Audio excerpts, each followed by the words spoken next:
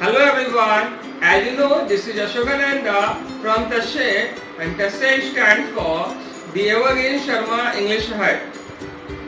Ashokananda is popularly known as the LNG facilitator and founder. And this person is today going to elaborate a new lesson of CBSE Board Class 10 book whose title is First Flight, as you can see here, and the lesson name is A Letter to God, which is written by G.L. Fuentes. Lesson 1. Before you read, they say faith can move mountains, but what should we put our faith in? This is the question this story delicately poses.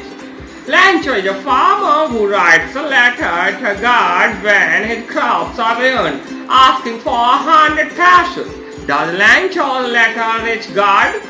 Does God send him the money? Think what your answer to these questions, what would be?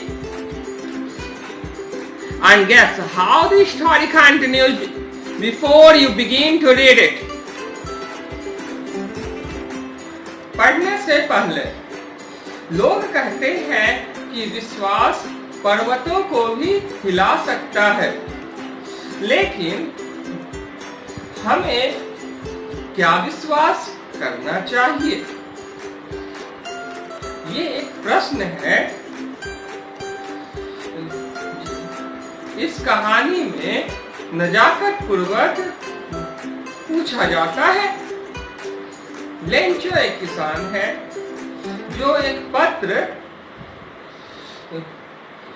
ईश्वर को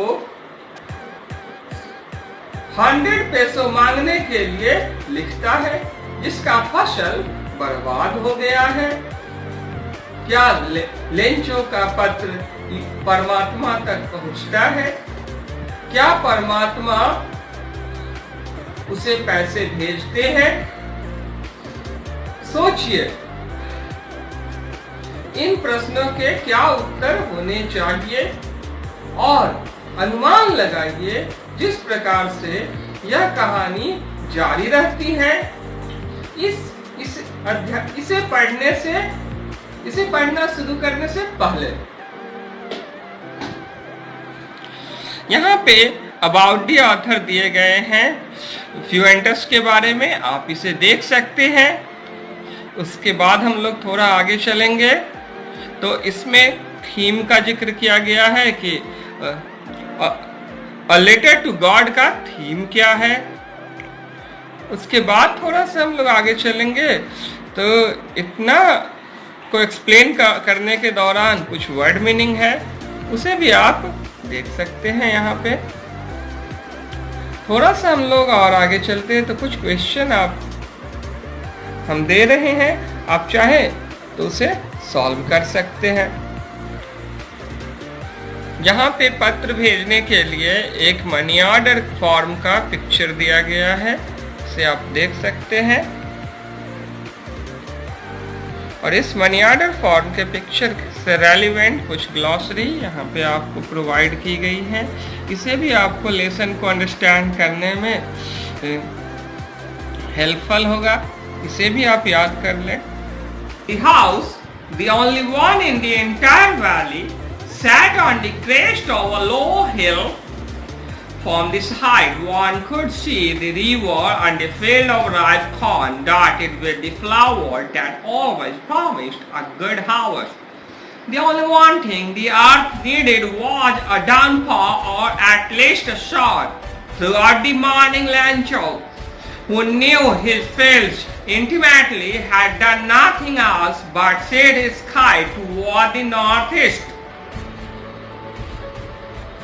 चलिए अब हम लोग इस paragraph का हिंदी अनुवाद जानते हैं। घर संपूर्ण घाटी में एकमात्र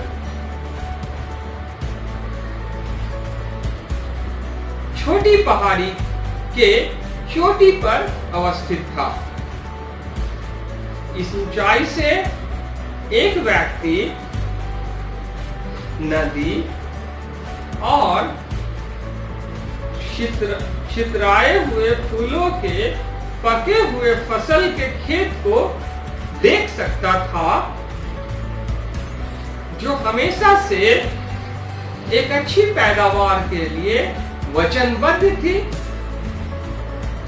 आगे इसमें लिखा जा रहा है,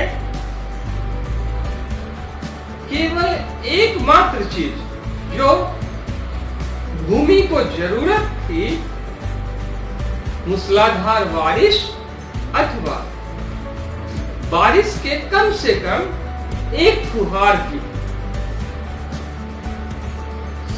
दिन सुबह से ही दिन भर लेंचो, जो अपने खेतों को अच्छी तरह से जानता था, बेहद करीब से जानता था, कुछ नहीं किया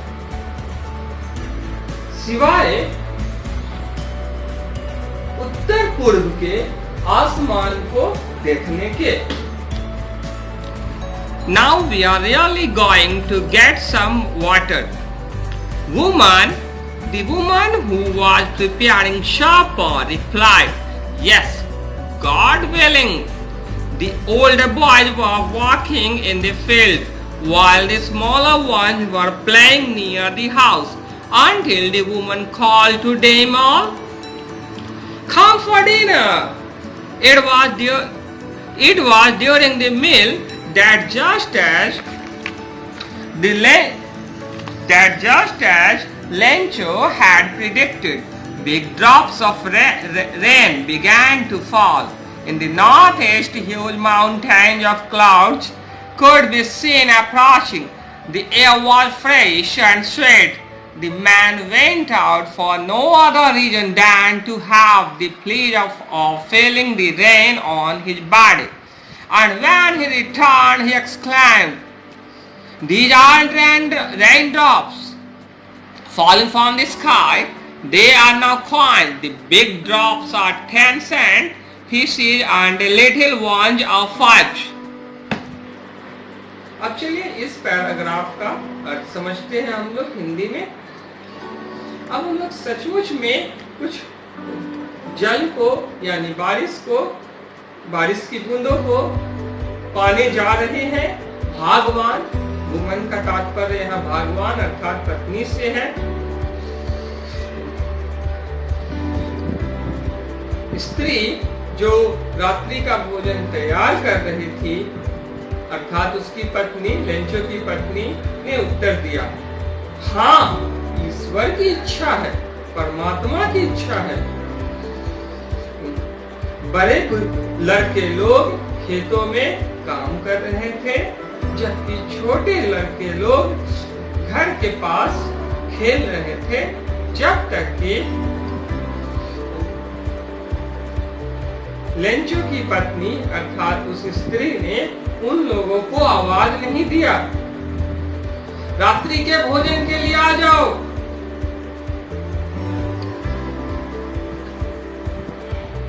यह भोजन का समय था जिसके दौरान लेंचो ने भविष्यवाणी की थी, बारिश की बड़ी बूंदें गिरनी शुरू हो गई थी। उत्तर पूर्व से बादलों के विशाल पर्वत आते हुए दिखाई दे रहे थे। हवा ताजी और मधुर थी। व्यक्ति अर्थात लेंचो बिना किसी अन्य वजह के बाहर जाते हैं। अपने शरीर पर वो बाहर गए, अपने शरीर पर बारिश की बूंदों का सुखद एहसास करने के लिए, और जब वो लौट कर आए तो चिल्लाकर कहा, ये बारिश की बूंदें आसमान से नहीं गिर रही हैं, ये नए सिक्के हैं। बड़े वाले बूंदे 10 सेंट के टुकड़ों या सिक्के हैं और छोटे वाले 5 सेंट के सिक्के हैं। एक दो मिनट, एक दो सेंटेंस इधर उधर भी हो जाए तो कोई दिक्कत नहीं है। आप अच्छे से समझिए, इस भाव को समझना जरूरी होता है। With a satisfied expression, he regarded the field of ripe corn with its flowers wrapped in a curtain of rain. But suddenly a strong wind began to blow, and along with the rain, very large hailstones began to fall. Shit. These truly did resemble new silver coins. The boys exposing themselves to the rain ran out to collect the frozen pearls. It's really getting bad now, exclaimed the man. I hope it passes quickly. It did not pass quickly. For an hour the hail rained on the house, the garden, the hillside, the cornfield, on the whole valley. The field was white as if covered with salt. Not a leaf remained on the trees. The corn was totally destroyed. The flowers were gone from the plants. Lencho's soul was filled with sadness. When the storm had passed, he stood in the middle of the field and said to his sons, "A plague of locusts would have left more than this. The hail has left nothing. This year we will have no corn." That night was a sorrowful one. All our work for nothing? There is no one who can help us. We'll all go hungry this year. एक संतोषजनक भाव के साथ पढ़े हुए paragraph का अर्थ हम लोग जानते हैं। एक संतोषजनक भाव के साथ उसने बारिश के आवरण से ढके हुए पके हुए फसल के फूलों के साथ खेत को देखा, लेकिन अचानक से एक प्रबल पवन बहनी शुरू हो गई और बारिश की बूंदों के साथ बड़े बड़े बर्फ के टुकड़े अर्थात ओला गिरने शुरू हो गए। ये सचमुच में नए चांदी के सिक्कों के समान थे, क्योंकि चांदी के सिक्के भी सफेद होते हैं और बर्फ भी सफेद होते हैं। देखिए कितना आयरॉनिकल है, एक ओर फसल को क्षति होने जा रही है और दूसरी ओर बच्चे लोग आनंद मनाने जा रहे हैं। व्यंजनात्मक है। लड़के लोग जो है वो खुद को बारिश में बोल देते हैं। छोटे छोटे बच्चे जो थे वे दौड़ कर बाहर भागते हैं, बर्फ के जमे हुए मोती को, पानी यानी मोती को इकट्ठा कर देते हैं। वो व्यक्ति अर्थात लेंचो चिल्लाकर कहा, ये सचमुच में बहुत बुरा हो रहा है। मैं आशा करता हूं ये जल्दी ही खत्म हो जाए। लेकिन वो जल्दी खत्म नहीं हुआ। 1 घंटे तक बर्फ का टुकड़ा का बारिश घर पर, बागीचे में, पहाड़ी क्षेत्र में, फसल के खेतों में और पूरी घाटी में होती रही। पूरा का पूरा खेत सफेद हो गया, मानो एक सफेद नमक की परत चढ़ गई हो। यहाँ तक कि पेड़ों पे एक पत्ता भी नहीं बचा। फसल पूरी तरह से बर्बाद हो गई। लेंचो की आत्मा दुख से भर गई। जब तूफान गुजर गया, वह खेत के बीच में खड़ा हुआ और अपने संतानों को कहा, यहाँ तक कि एक टिड्डा का जो झुंड का हमला होता है, वो भी ये जो क्षति हुई है बर्फ से गिरने वाली बारिश से, उससे ज्यादा छोड़ देता है। इस बारिश ने तो कुछ भी नहीं छोड़ा। इस साल हम लोगों के पास कोई फसल नहीं बची। वो रात बेहद दुखदाई थी, सदमाजनक थी।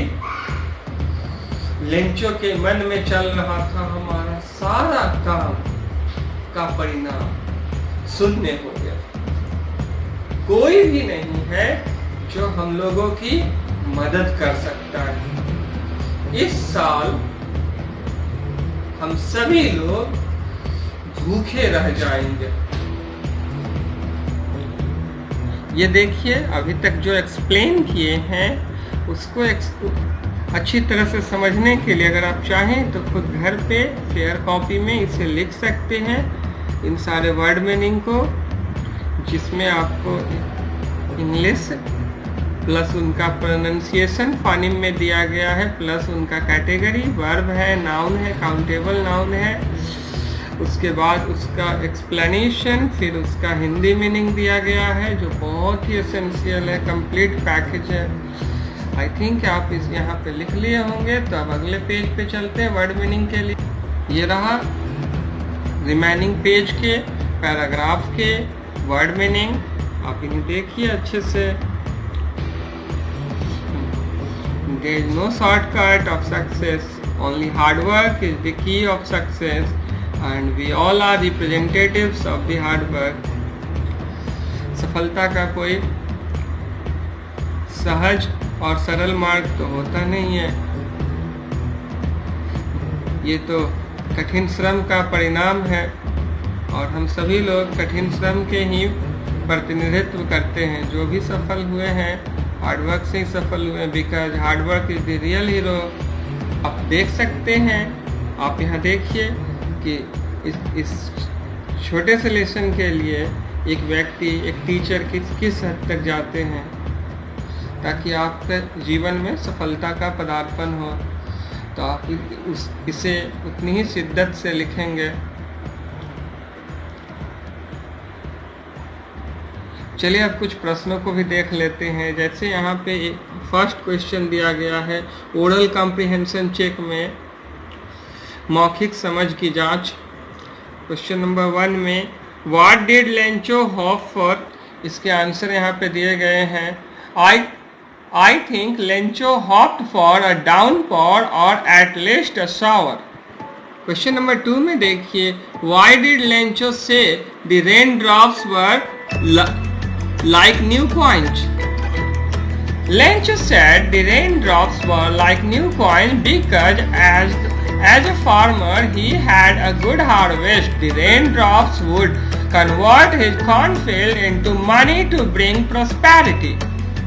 अब थर्ड क्वेश्चन में देख लीजिएगा, how did the rain change, what happened to Lencho cornfield?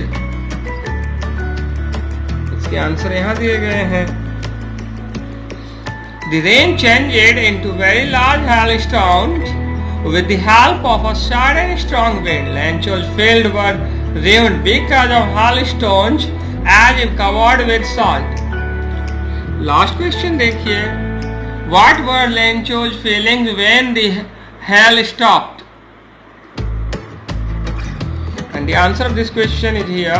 Sadness and hunger were Lencho's feelings when the hail stopped because his labor for growing crops was not rewarded and his family would remain hungry. अब कुछ और word meaning है, उसे भी देख लीजिए आप।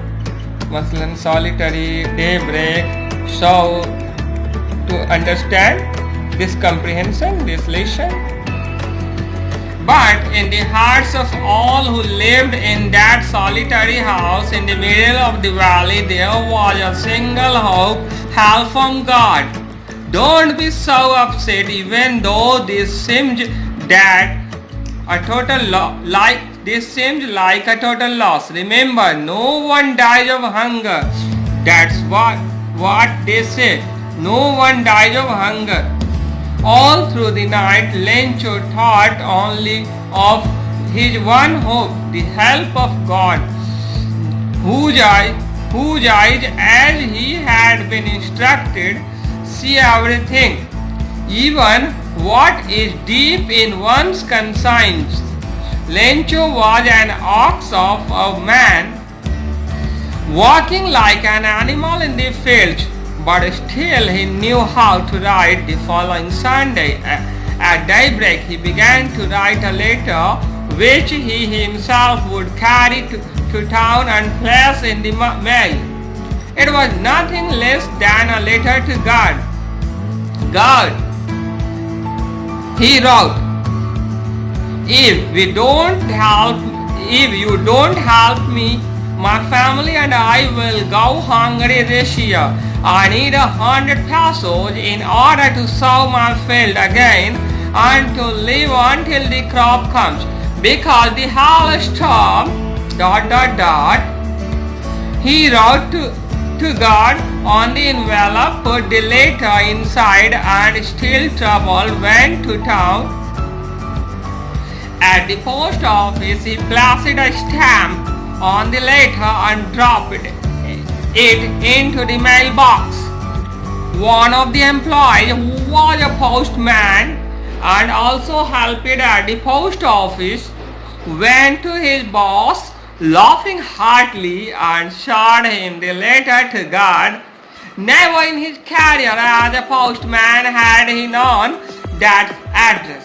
The postmaster, a fat, amiable fellow, also broke out laughing. But almost immediately he turned serious and tapping the letter on his desk commented, "What fact? What fact? I wish I had the fact on the man who wrote this letter." Starting up a correspondence with God. So, in order not to shake the writer's faith in God, the postmaster came up with an idea, answer the letter. But when he opened it, it was evident that to answer it he needed something more than goodwill, ink and paper. But he stuck to his resolution. He asked for money from his employees. He himself gave part of his salary, and several friends of his were obliged to give something for an act of charity. It was impossible for him to gather together the 100 pesos, so he was able to send the farmer only a little more than half. He put the money in an envelope addressed to Lencho, and with it a letter containing only a single word as a signature, God. लेकिन वे सारे लोग, चलिए अभी तो हम लोगों ने English को देखा, हम उस इंग्लिश का हिंदी अनुवाद जानते हैं, लेकिन वे सारे लोग जो घाटी के मध्य में एकांत में बने हुए घर में रहते थे, के हृदय में एकमात्र आशा ईश्वर से, परमात्मा से मदद थी।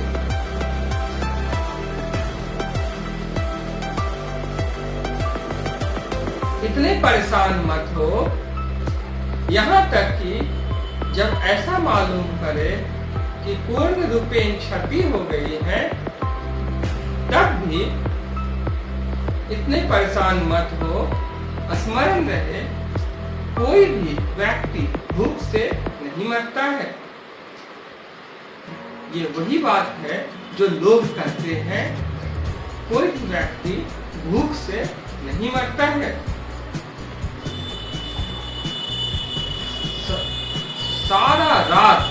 लेंचो अपने एकमात्र आशा के बारे में सोचता रहा, ईश्वर से मदद के बारे में सोचता रहा। जिसकी आंखें अर्थात ईश्वर की आंखें, जैसा कि उसे सिखाया गया है, सब कुछ देखती हैं। यहाँ तक कि एक व्यक्ति के अंतःकरण में अर्थात हृदय के अंदर भी जो भावनाएं चलते रहती हैं, उसे भी ईश्वर देख लेते हैं। लेंचो एक आदमी के बैल के समान था,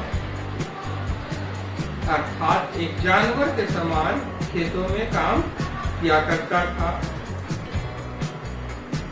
लेकिन इतने पर भी वो पढ़ना वो लिखना जानता था। आगामी रविवार को सूर्योदय होने पर अर्थात पौ फटने पर उसने पत्र लिखना शुरू किया,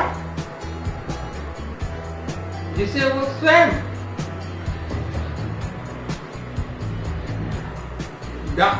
डाक के बक्से तक, डाकघर तक ले जाएगा। ये कम नहीं था, उतना ही कठिन कार्य था जितना ईश्वर तक पहुंचना। उससे कठिन कार्य नहीं था। उसने लिखा, परमात्मा, यदि आपने मेरी मदद नहीं की तो मैं और मेरा परिवार इस साल भूखा मर जाएगा। मुझे 100 अर्थात 100 पैसों की अपने खेत में फिर से बुआई करने के लिए और फसल उग जाने तक जीवित रहने के लिए जरूरत है, क्योंकि बर्फ से, बारिश ने, ओला की वृष्टि ने, ओला के तूफान ने उसने लिखा। वो आगे लिखते हैं, पता के रूप में ईश्वर को लिफाफे पर लिख दिया। पत्र को उसने अंदर रख लिया। बेहद कठिनाई के साथ वो पैदल चल करके शहर गया, डाक खाने में गया। वहां पर स्टाम्प अर्थात टिकट खरीदा। उसे पत्र पर लिखे हुए पत्र पर लगाया और उसे डाक खाने के बक्से में डाल दिया। अब कर्मचारियों अर्थात डाक खाने के कर्मचारियों में से एक कर्मचारी जो एक डाकिया था और डाक खाने में मदद भी करता था, अपने स्वामी अर्थात बॉस के पास गया सच्चे हृदय के साथ और उन्हें दिखलाया। लेटर टू गॉड अर्थात भगवान के लिए पत्र। उसने अपने जीवन काल में एक डाकिये के तौर पर ऐसा पता कभी नहीं देखा था, कभी नहीं जाना था। पोस्ट मास्टर अर्थात डाकघर का प्रमुख एक मोटा मिलनसार अर्थात सभ्य व्यक्ति था। सबसे पहले तो वो भी जोर जोर से हंसा, लेकिन अचानक ही वो गंभीर हो गया और उस पत्र को डेस्क पर रखकर ऐसे ऐसे करते हुए टिप्पणी किया। क्या विश्वास, काश मेरा भी इस व्यक्ति के समान ही विश्वास होता जो व्यक्ति ये पत्र लिखा है। ये ईश्वर से मदद मांग रहा है। ईश्वर तो पत्र लिख रहा है, ईश्वर से पत्राचार शुरू कर रहा है। इसीलिए पोस्ट मास्टर आगे कह रहे हैं, इसके विश्वास को भगवान में से, इस लेखक के विश्वास को भगवान में से हिलने नहीं देने के लिए मेरे पास एक उपाय है, इस पत्र का जवाब दिया जाए। जब उसने इस पत्र को खोला, पोस्ट मास्टर ने उस पत्र को खोला, तो स्पष्ट था कि उसने तारीखों से, स्याही से, कलम से, स्याही अर्थात कलम से और कागज से जवाब देना संभव नहीं है। इसके अतिरिक्त कुछ और चीज की जरूरत है। लेकिन वो अपने संकल्प से अडिग रहा। उसने अपने कर्मचारियों से पैसे के लिए मदद की और अपने कई मित्रों को विवश किया, बाध्य किया दान के कार्य के लिए, और अपने सैलरी में से, वेतन में से भी कुछ हिस्सा काट करके दे दिया। इसके बावजूद सिर्फ 100 पैसे चाहिए थे। इसके बावजूद उसके लिए 100 पैसों को इकट्ठा करना संभव नहीं था। इसीलिए वो आधे से थोड़ा ज्यादा देने में ही समर्थ हो पाया। उसने उसे उन पैसों को लिफाफे में डाल करके लेंचो के पते पर